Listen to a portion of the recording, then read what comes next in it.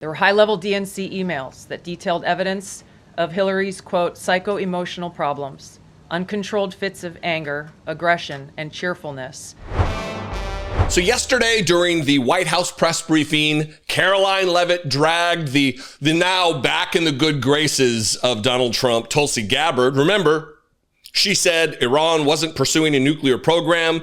He said, I don't care what she says, she's wrong. And yet she still has a job.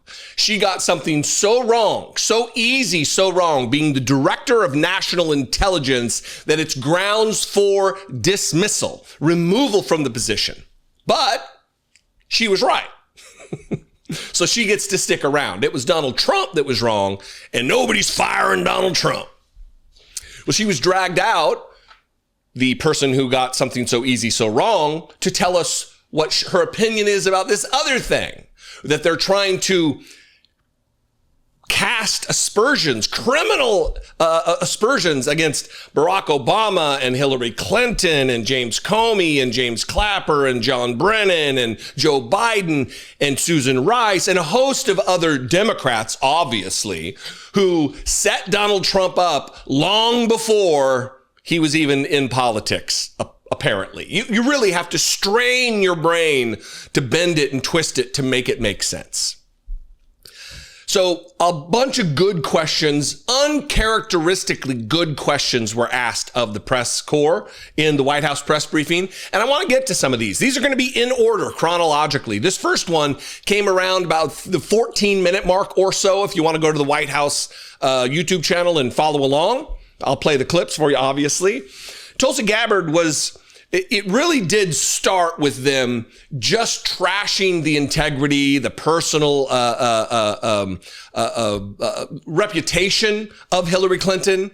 And this I want to play first because it really does start off exactly what the motivation of this was. And it was just to malign, to defame Hillary Clinton.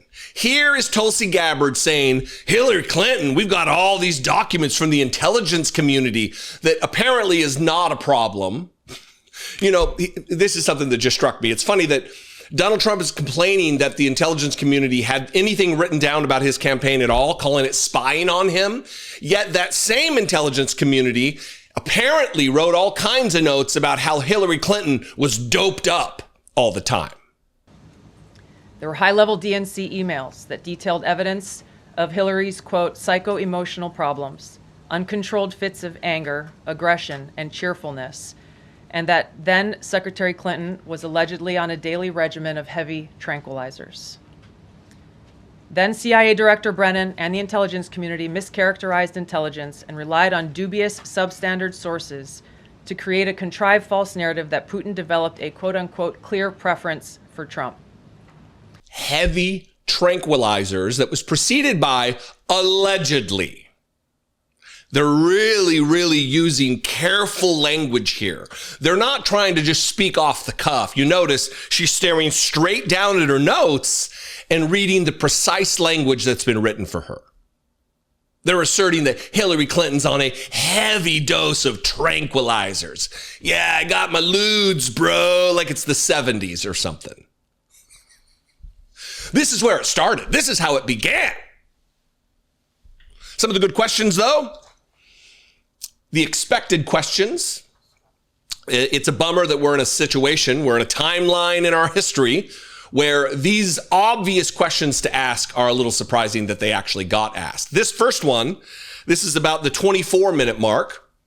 A journalist is asking, listen, so was Marco Rubio wrong before? I mean, we are setting up the battle royale, the Sunday at the monster truck rally between Tulsi Gabbard and Marco Rubio, or at least the earlier version of Marco Rubio. I talked about this, I believe, yesterday, maybe the day before, that Marco Rubio, when he was a bigwig on the Senate Intelligence Committee, said, yeah, Russia absolutely interfered. Absolutely, Russia interfered. That's what we found. And now they're saying something completely separate and apart from that. But now Marco Rubio is a part of the administration. So she's asked directly about this, and shocker, spoiler alert, her answer leaves much to be desired. When you look at the intent, behind creating a fake manufactured intelligence document that directly contradicts multiple assessments that were created by the intelligence community, the expressed intent and what followed afterward can only be described as a years-long coup and a treasonous conspiracy against the American people, our republic, and an attempt to undermine President Trump's administration. The Senate Intelligence Committee spent several years looking into this and unanimously agreed in a bipartisan fashion, Secretary of State Rubio was a member of that committee, that there was no political interference. There was a years-long Justice Department investigation into this as well that also concluded no political interference. So help us, from a 50,000-foot level, explain, what do you now have that refutes those two conclusions? I will encourage you, in my role as the Director of National Intelligence, my job, again, as I said when I came into this role, was to make sure that we are telling the truth to the American people and that we are ensuring that the intelligence community is not being politicized.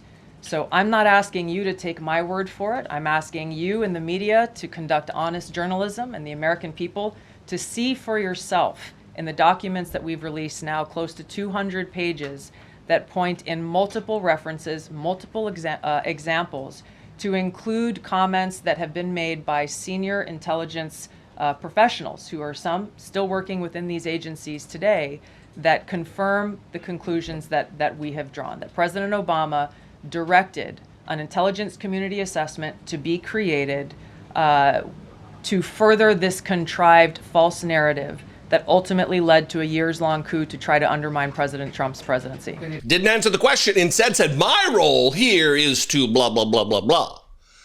Having just come off the heels of accusing Hillary Clinton of being on heavy doses of tranquilizers. Is that your job as the Director of National Intelligence, Tulsi Gabbard? Is that your job?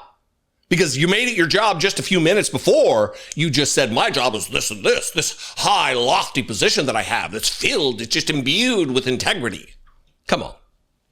The next good question, and really this is the question. This should have been the first question and only question that gets rammed down their throat at every moment of this presser was, why, if you had this file, you were in charge of the intelligence community, Donald Trump was in his first term, why was this file it's such a bombshell, why was it not released during Donald Trump's first term? Really, it's the most important question. And her answer, again, isn't an answer at all and only obfuscates and distracts from what the actual reality is. I'm telling you to look at the evidence. Look at the evidence and you will know the truth. John. Thanks, Caroline. Thanks, Director Gabbard. You declassified these documents, if I'm not mistaken, Friday of last week, correct? We released them on Friday of last week, the first tranche, yes. This isn't the first time that President Trump has been president of the United States. He was president from 2017 to 2021. Couldn't the prior DNI under President Trump have declassified these documents? And why didn't that DNI do that at that time? I can't speak to what happened there. There were several DNIs under the first Trump administration. President Trump faced many challenges from those who were working in the government who sought to undermine his presidency. That's been clearly detailed. What I can speak to is the fact that this was one of the first things that we started to investigate here within this Trump administration and have released the results upon the conclusion of our investigation. Got it. So Donald Trump handpicked the best people who just so happen to also want to undermine his presidency. That's the answer. That's what you're going with. You're sticking with that, Tulsi. Oh, these people are very much too much. Anyway, that's all I have for this particular. They will stop at nothing to try to get Donald Trump out of the trouble he's in. And I hope at least, MAGA world is starting. There's certainly some faction in MAGA world that is starting to pay attention and realize none of this really lines up. None of this really makes sense. And it's through intrepid questions like this from reporters that we'll get to that truth. When they witness a question that makes sense that they'd love the answer to, and then the answer doesn't come. People will start waking up. What do you think, though? I encourage your participation in this conversation.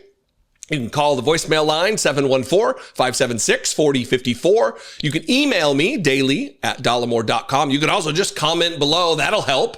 That'll help the algorithm of YouTube, the mysterious algorithm, to share this content, to push this content into the little side browse bar of other people.